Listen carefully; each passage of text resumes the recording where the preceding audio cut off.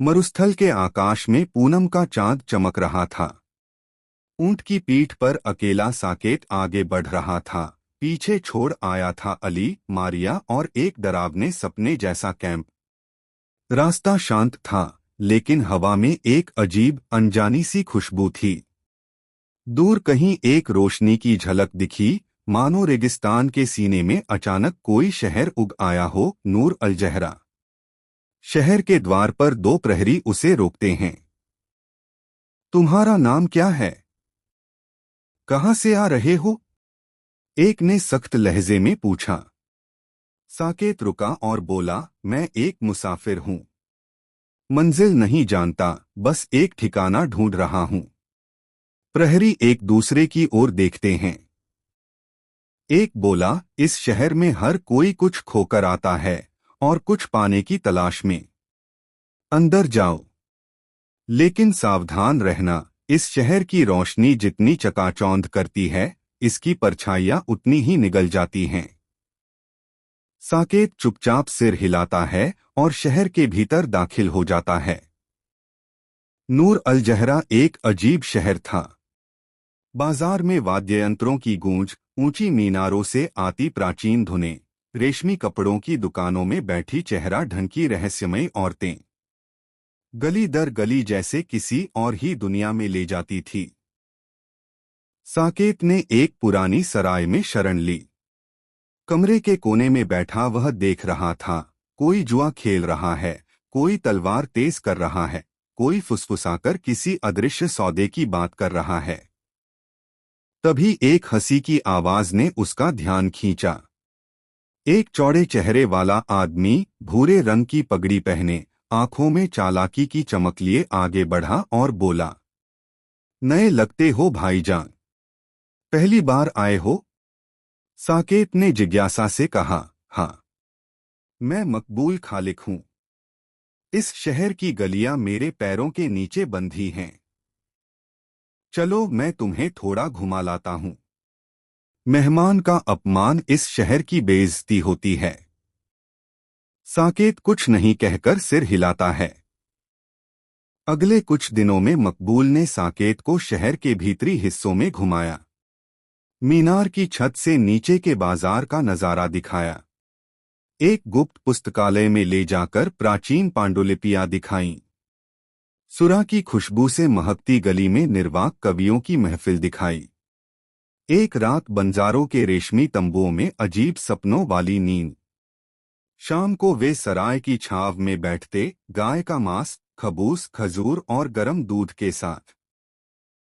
आधी रात को साकेत अपनी कहानी सुनाता, मगर कुछ बातें छिपा जाता, खासकर वह मोहरों से भरा हुआ बक्सा। मकबूल हमेशा हंसमुख रहता, कभी दार्शनिक, कभी मस्खरा। मगर उसकी आंखों में कभी कभी एक चालाक परछाई उभरती, जिसे साकेत तब नहीं देख पाया। एक रात जब साकेत सो रहा था, मकबूल चुपचाप उठा। उसके बैग से उसने वह अंगूठी, मोहरों से भरी थैली और धूल भरा बक्सा निकाल लिया। दरवाजे के पास पहुंचकर वह एक बार पीछे मुड़ा। उसके चेहरे पर कोई दुख नहीं था, बस एक लंबी, राहत भरी सांस। सुबह जब साकेत जागा, तो देखा उसकी सारी कीमती चीजें गायब थीं। सब कुछ स्पष्ट हो गया, मकबूल की हंसी, उसके सवाल, वह हाथ से बना नक्शा।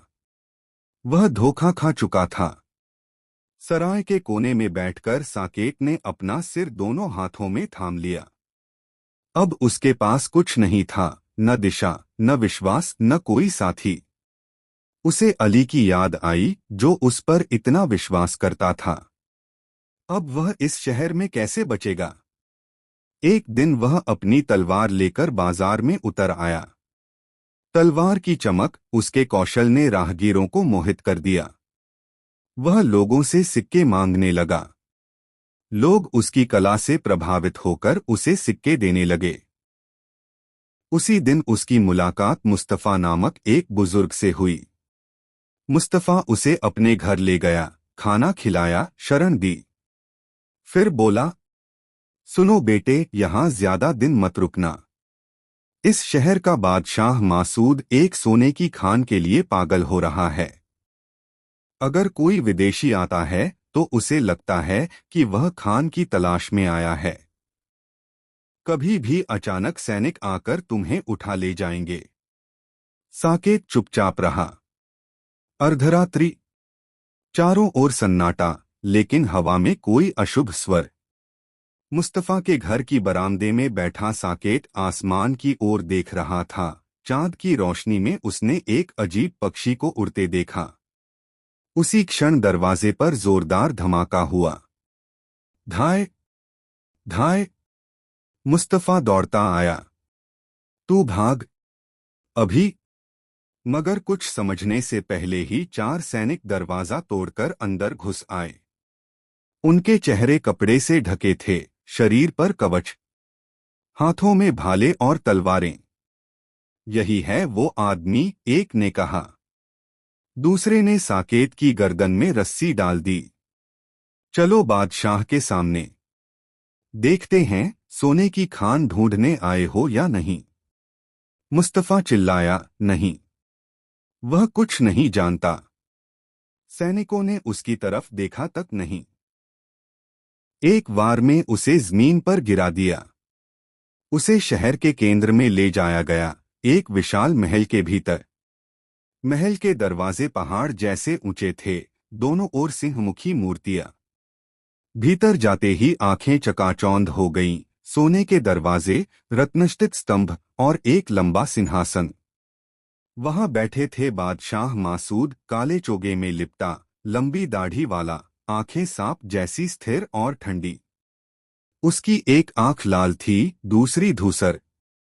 उसके बगल में खड़ा था एक मंत्री जैसा व्यक्ति, जिसकी उंगलियों में सोने का सिक्का घूम रहा था। तुम जानते हो मैं क्या खोज रहा हूं? बादशाह ने धीमी गंभीर आवाज में कहा। साकेत चुप रहा।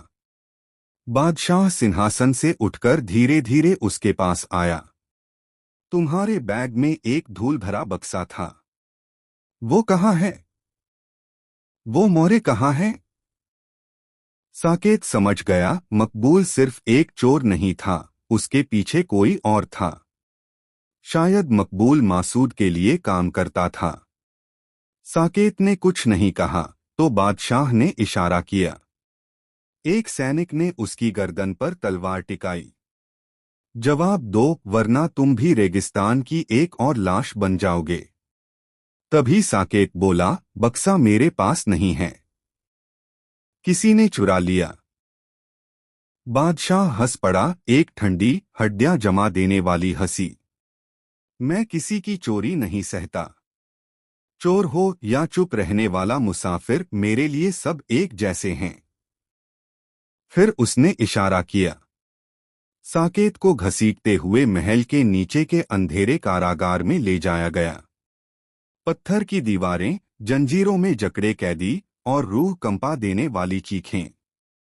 अंधेरे कोने में बैठकर साकेत खुद से पूछता है, क्या यहां से कभी मुक्ति संभव है? या यह शहर की छाया भी उसे निगल जाएगी, जैसे मकबूल ने किया था?